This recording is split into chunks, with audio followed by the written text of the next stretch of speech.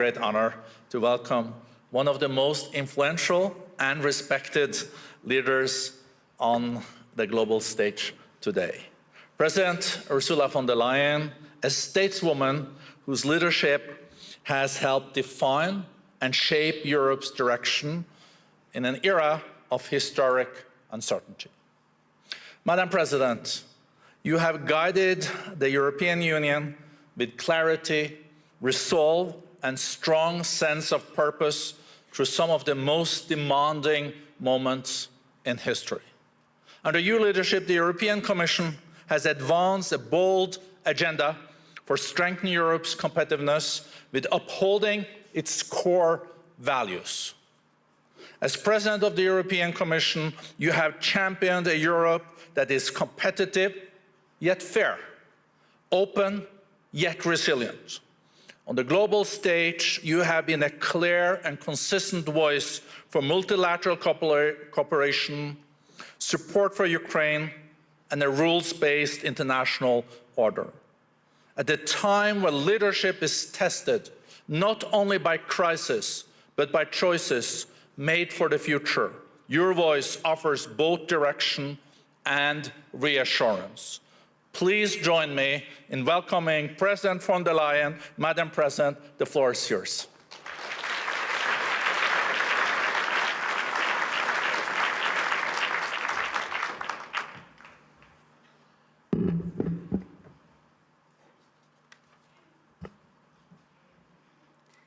President Brende, dear Borge, thank you very much for the warm welcome.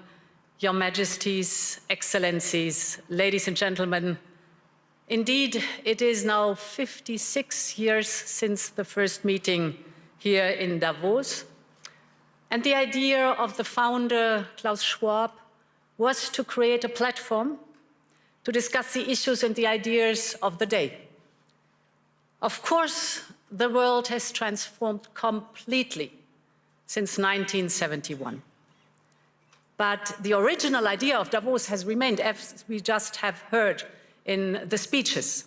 So I was delighted that you have gone back to your roots with this year's theme, a spirit of dialogue. Because this spirit is all the more important in a world that is more fractured and more fractious than ever. 1971 was the year of the so-called Nixon shock and the decision to delink the US dollar from gold.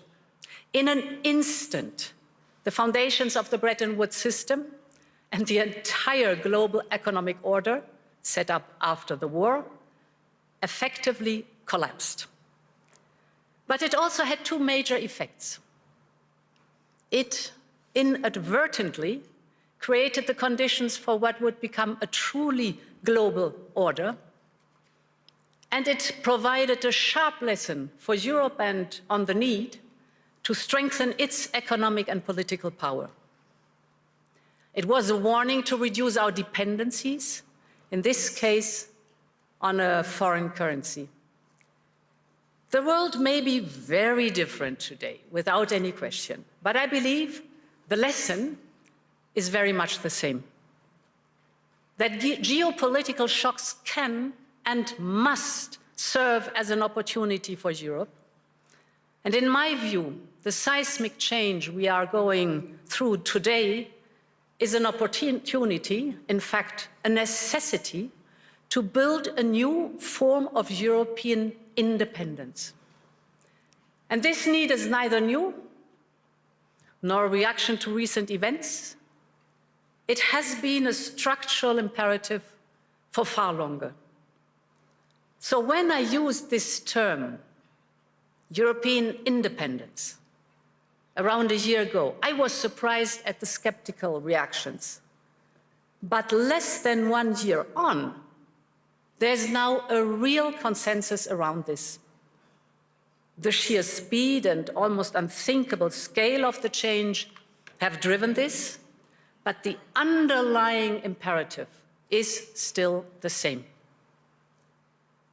The good news is we acted immediately, whether on energy or raw materials, defense or digital, we're moving fast. But the truth is also that we will only be able to capitalize on this opportunity if we recognize that this change is permanent. Of course, nostalgia is part of our human story, but nostalgia will not bring back the old order. And playing for time and hoping for things to revert soon will not fix the structural dependencies we have.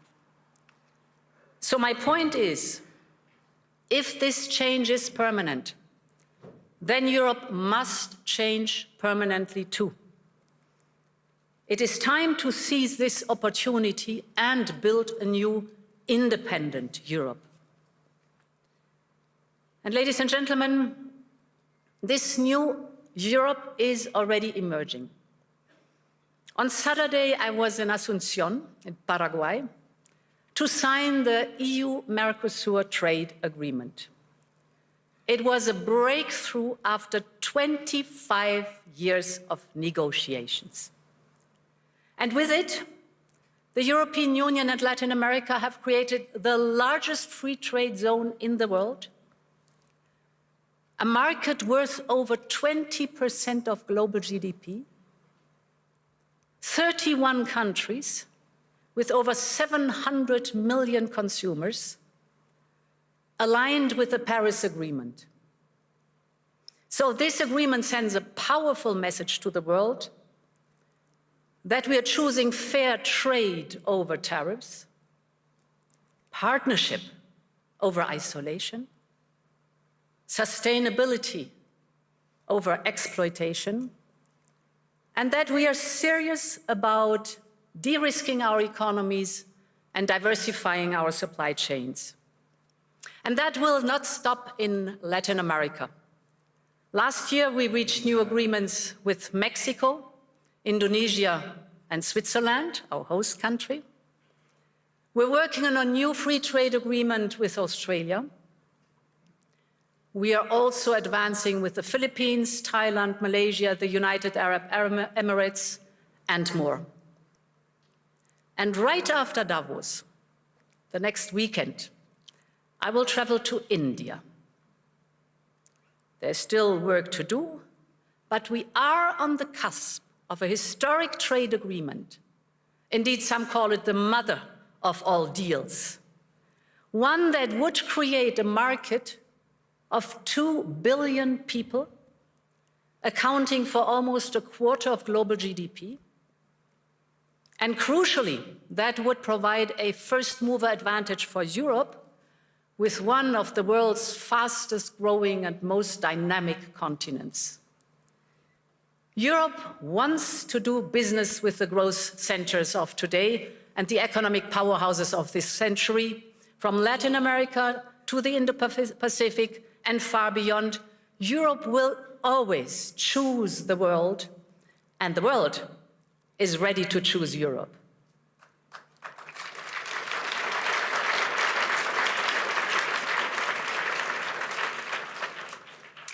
And ladies and gentlemen, this reality also reflects the fact that Europe has all the assets it needs to attract investment.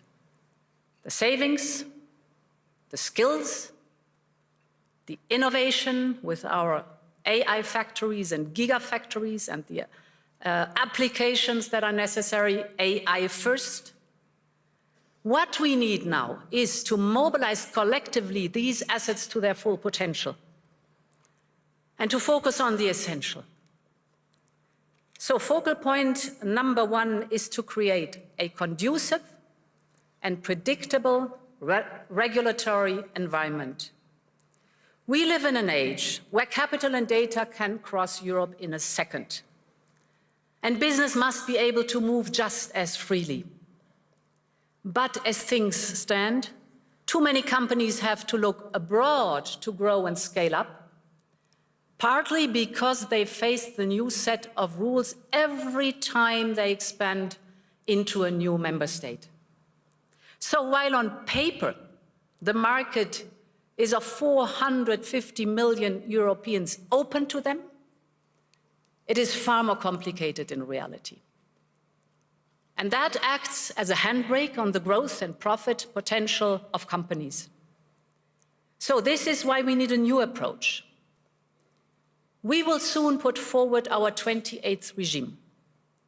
The ultimate aim is to create a new, truly European company structure. We call it EU Inc., with a single and simple set of rules that will apply seamlessly over our union, so that businesses can operate across member states much more easily. Our entrepreneurs, the innovative companies, will be able to register a company in any member state within 48 hours, fully online. They will enjoy the same capital regime all across the European Union. And ultimately, we need a system where the companies can do business and raise financing seamlessly across Europe, just as easily as in uniform markets like the United States or China. If we get this right, and if we move fast enough, this will not only help EU companies grow, but it will attract investment from across the world. Which brings me to the second focus: investment and capital. We are now building the Savings and Investment Union. We need a large-scale, deep and liquid capital market that attracts a wide range of investors. And this will allow business to find the funding they need, including equity, at lower costs here in Europe. We have made proposals on market integration and supervision to ensure our financial market is more integrated. This covers trading, post-trading and asset management, as well as driving innovation and making our supervisory framework more efficient. This will help ensure that capital flows where it is needed, to scale-ups, to SMEs, to innovation, to industry. And the third priority is to build an interconnected and affordable energy market, a true energy union. Energy is a choke point for both companies and households. And just look at the dispersion of prices across European electricity hubs. Europe needs an energy blueprint that pulls together all the parts. This is our Affordable Energy Action Plan. We are, for example, massively investing in our energy security and independence with interconnectors and grids. This is for homegrown energies that we are trying to promote as much as possible, the nuclear and the renewables, to bring down prices and cut dependencies, to put an end to price volatility, manipulation, and supply shocks.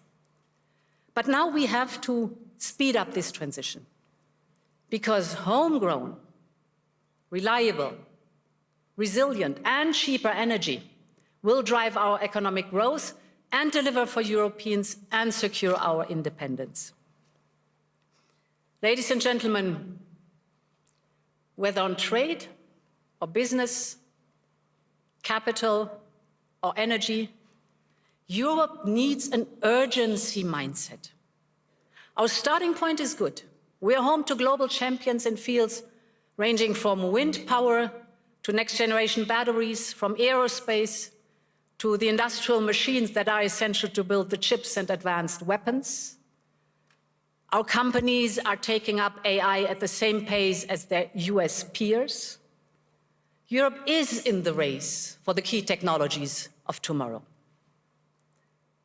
But as global competition gets ruthless, we must show real ambition, especially in those sectors vital for our independence.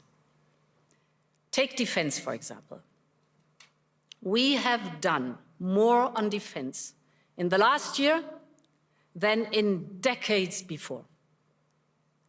We have started a surge in defense spending up to 800 billion euros till 2030. Member states are stepping up their investment at record level.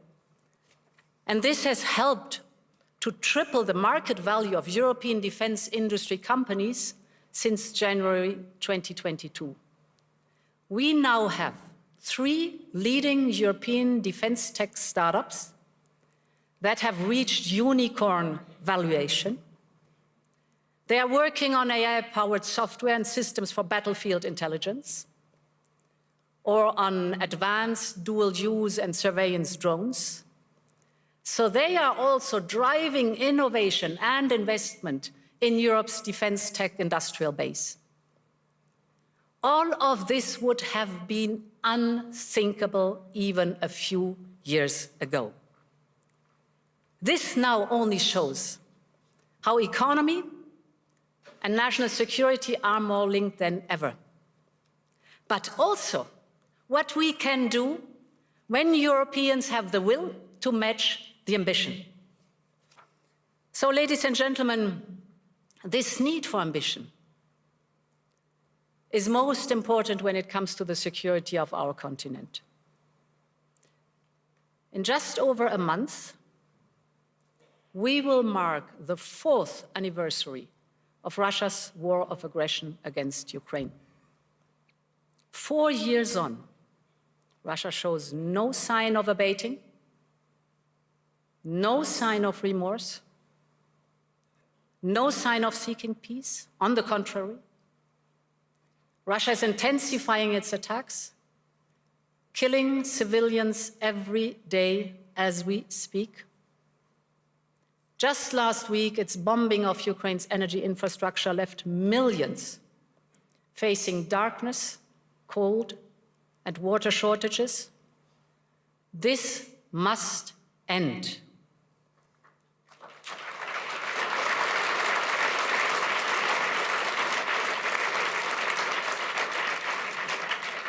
We all want peace for Ukraine. We recognize President Trump's role in pushing the peace process forward, and we will work very closely with the United States. And we all agree that, therefore, Ukraine must be in a position of strength to go to the negotiation table. And this is why we Europeans have decided to provide Ukraine with a loan of 90 billion euros for 2026 and 2027. With this support, we make sure that Ukraine can bolster its defense on the battlefield, strengthen its defense capabilities for a peace agreement, and keep basic services running. Above all, it reaffirms Europe's unwavering commitment to the security, the defense, and the European future of Ukraine. And in parallel, we decided to permanently immobilize the Russian assets, and that we reserve the right to make use of them. This should serve as a stark reminder to Russia and as a message to the world. Europe will always stand with Ukraine until there is a just and lasting peace.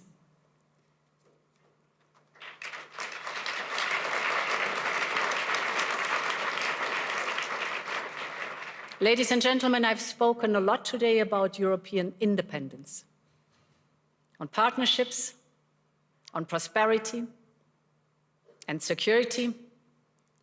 So I would like to conclude with Greenland, an issue which cuts to the heart of all 3 of these imperatives.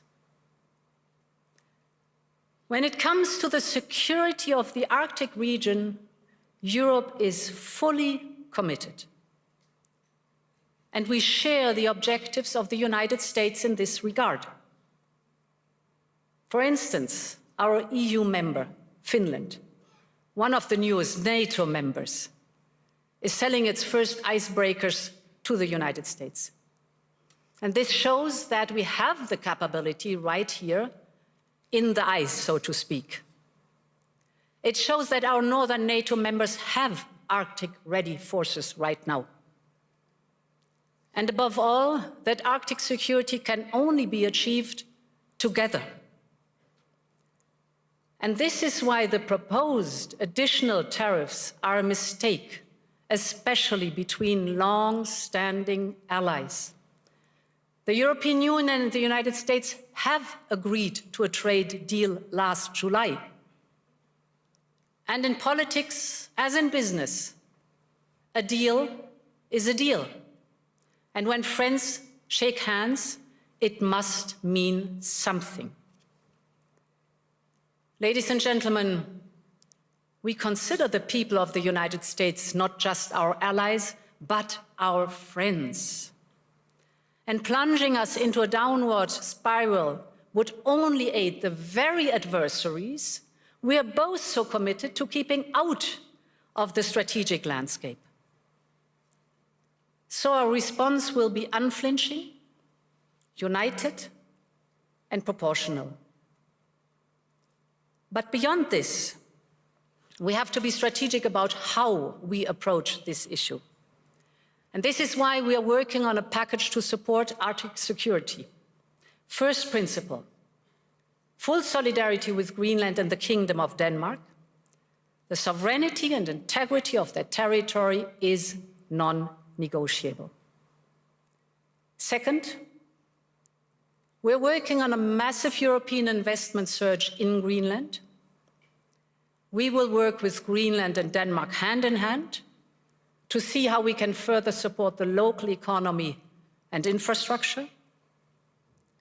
Third, we will work with the United States and all partners on wider Arctic security. This is clearly in our shared interest, and we will step up our investment. In particular, I believe we should use our defense spending surge on a European icebreaker capability and other equipment vital to the Arctic security. And fourth, in the same spirit, we need to work with all our regional partners to strengthen our common security. And this is why we will look at how to strengthen our security partnerships with partners such as the UK, Canada, Norway, Iceland, and others. Finally, I believe Europe needs to adjust to a new security architecture and realities that we are now facing. And this is why Europe is preparing its own security strategy, which we plan to publish later this year. And as part of this, we are upgrading our Arctic strategy too. And at the heart of this will be the fundamental principle: it is for sovereign people to decide their own future. Ladies and gentlemen, when I started preparing for this year's address, security in the High North was not the main theme. But in many ways, it feeds into the wider point I started with today.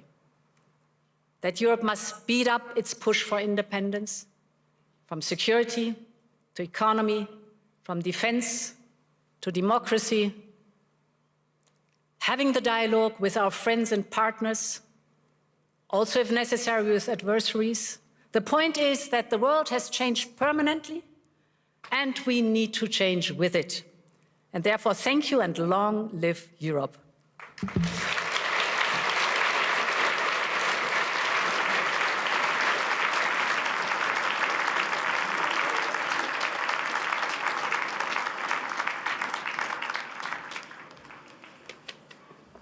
Madam President, there is not much to add, but a big thank you. Long live Europe, more defense than in decades. The mother of all deals might be around the corner with India. The largest trade deal in the world is between the EU and Mercosur. It is a very powerful and historic speech from Madam President. Please be seated, because now we'll walk Madam President out, and then the Chinese Vice Premier He will join us. So a big applause to President Ursula von der Leyen.